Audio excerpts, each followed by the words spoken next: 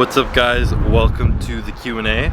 Yeah, not much more to this video other than answering questions, but if you guys like the style of video, I'll try and get another one out before the Olympia, maybe do one a month or something like that, see how it goes. But I literally haven't even looked at the questions like at all, so everything I'm answering is just off the top of my head. There were like 1,200 comments on the post, so clearly not answering them all, but without further ado, I will just click and we will get going. So first question is, how hard was it for you to sacrifice going out with friends / partying in order to train for bodybuilding? It's a good question for me, especially because I used to party a lot.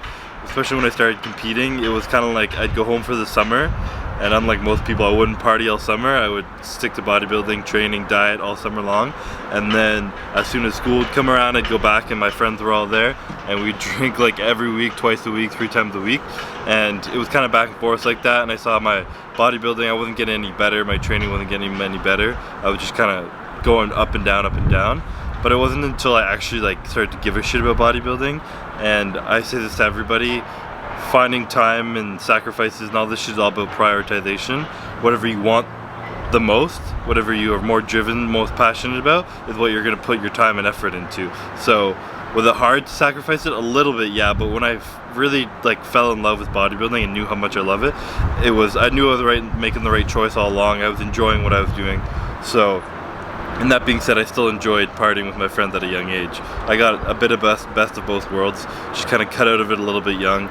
But there were a few times living in university, I lived with a group of 7 guys, and they would be partying every night. I'd be upstairs trying to get to bed early, and they're coming home at 4 a.m. drunk and whatnot. But it was good times, it was memories, and I don't regret any of it. But it all comes down to how bad you want something and what you're willing to do for it.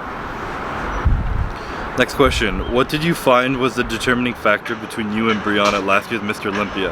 And what have you done to improve your weak points to dethrone him? What he had me beat on was definitely arms and back, a little bit of density. He was more full than I was and stuff like that. So obviously you guys have been seeing I've been training a lot to bring up my arms and my back, of course. Been doing a lot more frequency in my arms, really. So I've been training them like 3 times a week, just trying to hammer them out as hard as possible. Back, I focus more on contracting it because I've always had a trouble like with the mind-muscle connection in my back compared to anything else. So I kind of lightened up the weight at which I do stuff and really focus on squeezing and contracting little things that I never had before, such as like my lower lats. I never really like brought my elbows tight and loaded my hips and like arched my back through the movement. So kind of training, just trying to bring up those body parts. But as well, what some judges had told me that I was flat as hell. This wouldn't have changed it, it would have gotten it closer, he still would have beat me. But I was really flat for the show because I had to make weight the night before and I didn't have any time to, well, we had 12 hours to carb up and it was not enough for a 225 pound guy. So this year the goal is to come in 5 pounds under the limit a week out. So I have, when I land in Vegas, I think we're getting there on Sunday, I can start eating that day, slowly put carbs in so I'm not as flat as I was last year. So hopefully all those things can kind of help me get that #1 spot. Year you lost your V card. That would be 2010, I think. 2010 or 2011. I can't really remember. To Bay back in high school. Question, do you prefer heavy or more reps to build muscle?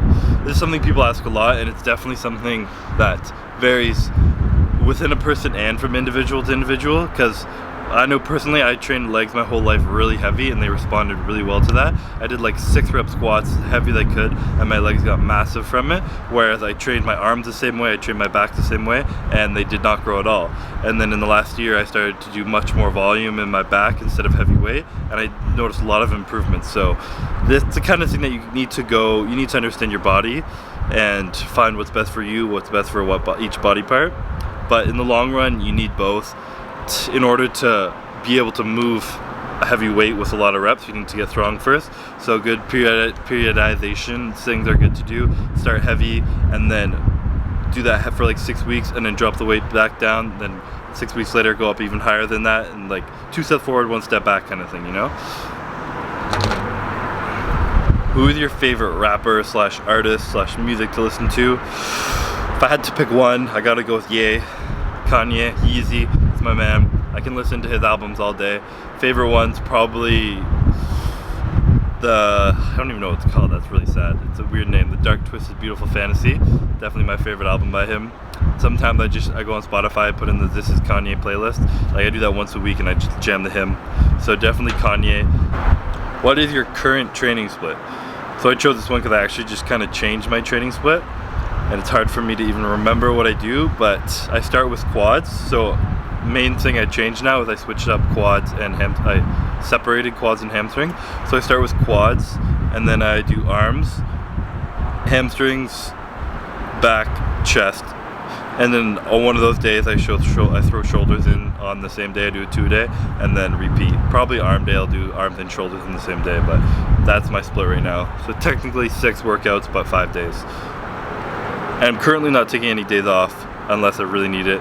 Right now I'm not, because it's kind of like beginning stretch of prep, but I know when I get to like 4 or 5 weeks out, I'll be dead and I'll take a day off just as I need it. How much calories are you eating now compared to your off season? So my calories never really stayed the same. I wasn't calculating them that much. I was on a bit of a meal plan this off season, but just like cheated once a week, probably twice a week, just because I wanted to go out. Obviously I'm not very strict in my off season, but I was eating about 5,000 roughly a day in my off season, probably at the peak 5,000, and then every now and then I'd have a cheat, so maybe 6,000 once a week, 5,000 usually every day, and that kept me at about 255, decently lean. I was up and down. I had a few guest posings where I had to cut down to like 245 for, but that was about it. Right now my my calories are at like 2,800, I think, 2,900, around there, just under 3,000, so not too bad yet. Only doing like 30 minutes of cardio still, so suffering has not even began. It's starting to rain, so I'm probably gonna go inside and continue this. Okay, back to it. How have you gotten those lower lats of yours? Probably asking the wrong guy, because my lower lats are a weak point of mine, but pretty much on my back days I've been focusing on row movements and pull movements where I pull much lower. So I keep my kind of elbows in and I'm pulling down to my hip as opposed to keep my elbows up and pulling high. I'm also do a lot of underhand rows from low. So I'll do underhand rows from low, underhand rows from up here. And you really want to try and pull down as low as you can. And as you're pulling down to the bottom of the rep, I like arch my back and try and squeeze like you're creating that Christmas tree when you see people do the Christmas tree pose. Any meal or food you wish you could eat 24/7? Definitely, if I can choose a umbrella of types of foods, it would be like stir-fry, pad thai kind of thing. Anything stir-fried. I could live off like Chinese pad thai or chicken fried rice and all that kind of stuff. I literally usually do in my off season. I love it. Have you ever experienced a tingling sensation running through your elbows and forearms? Yes, quite a bit actually. And from what I've learned, it's a nerve impingement somewhere. So I always get it down my forearms when I'm sitting on planes. So if I'm sitting on a plane beside someone like this for a long time, my arms will start to go numb. And it sucks because every time I'm about to fall asleep, I'll literally be lying there falling asleep, and all of a sudden my arms start to tingle and go numb and I have to shake them out. So I probably look crazy waking up every 5 minutes shaking my arm, but I believe it's from nerve impingement, so something really tight being locked up in your shoulders, especially because so many people have rounded shoulders. So stretch it out, get some deep tissue massage work around there. I'm sure it's down to your traps and everything, so just loosen that area up. Do you eat salt to dry out for competition purposes?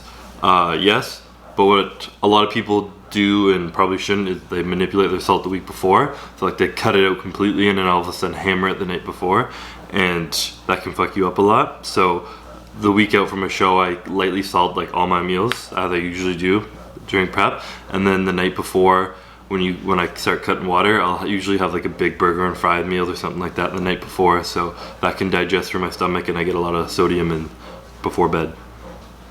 Coming up as a young bodybuilder, did you stay in a surplus for a long time and concentrate on adding mass before even bothering with a deficit? If so, how long did you stay in a surplus for, and when did you feel it was necessary to change to a deficit? So this is a good question. Especially for young people starting. They always like bulk for 2 months, 3 months, and then all of a sudden they're like, oh, I'm summer's here, I need to get lean. So how long was I at a surplus? Probably 6 years, 5 years. I don't think I did a cut. When I started training when I was in like grade 9, probably, and I just ate literally as much as I could. It was ridiculous.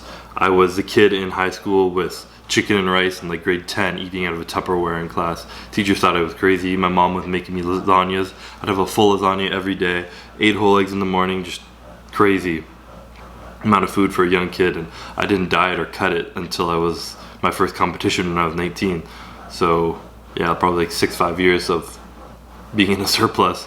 It takes time to grow. You got to do it. And the thing that you need to change out your diet is switching up your training, like maybe go up and down in food, switch out the food sources, high carb, high fat, whatever you need, but you got to eat to grow. Is that an injury on your rectus femoris on vastus right? If yes, do you think this is a problem with the judges? So if you look at some of my pictures, you can see in my right quad I have like a line going through it, and I think it is from a tear when I was really young and I ran track and field, and I never noticed it then because I didn't give a shit what my muscle looked like. But when it healed, I think there's like a bit of an impingement over it. So I actually just talked to my Ian Kasipli, my massage therapist, and he's been trying to like loosen it up and make it better, because a judge actually did mention that to me, and they said it threw off the symmetry of my legs and blah blah. So yes, that stuff does matter in the judge's eyes.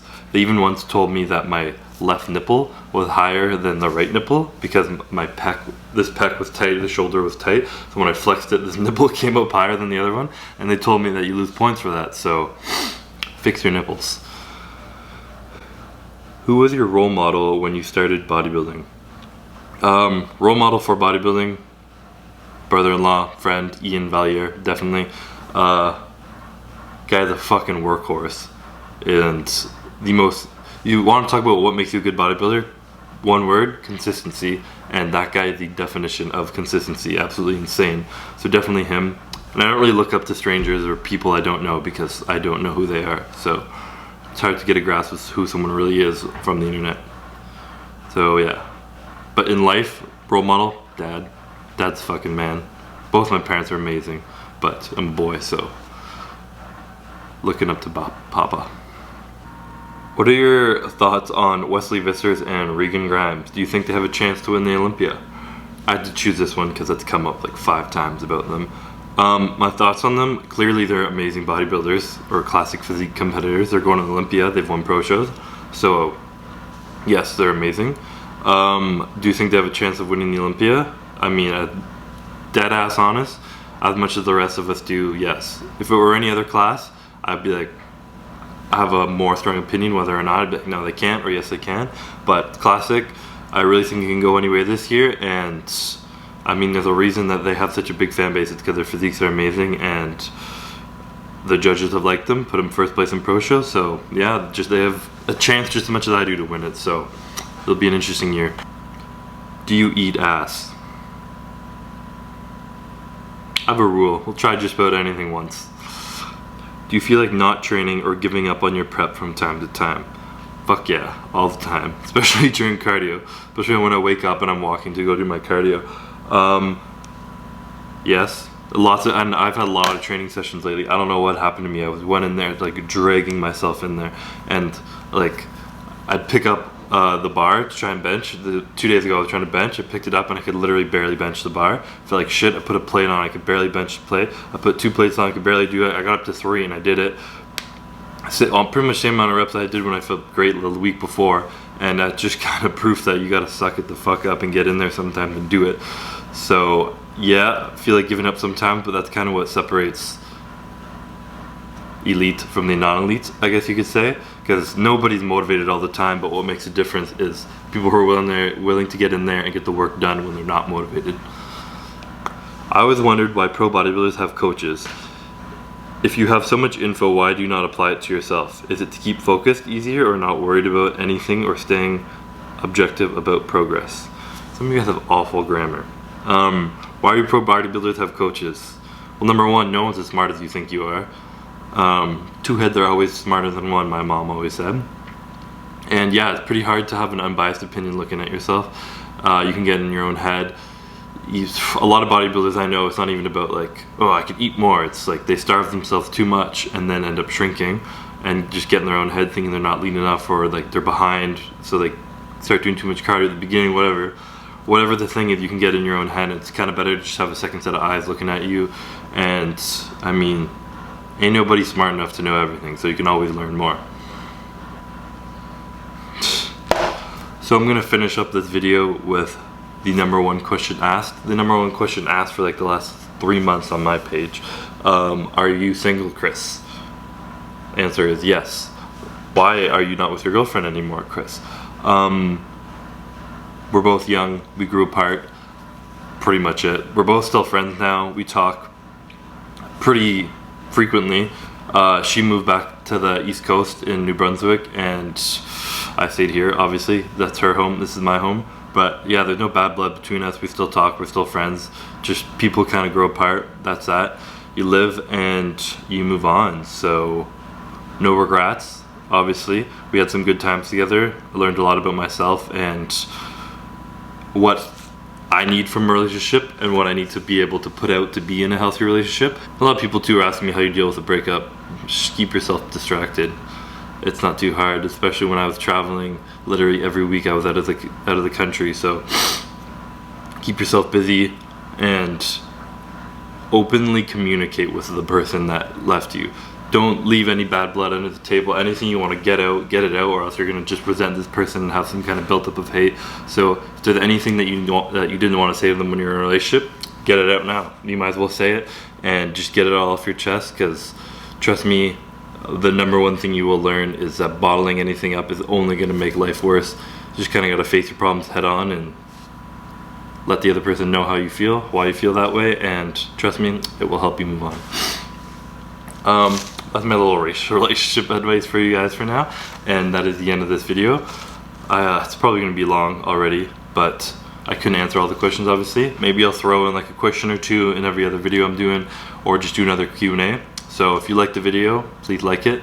If you like the channel, please subscribe, and until next time.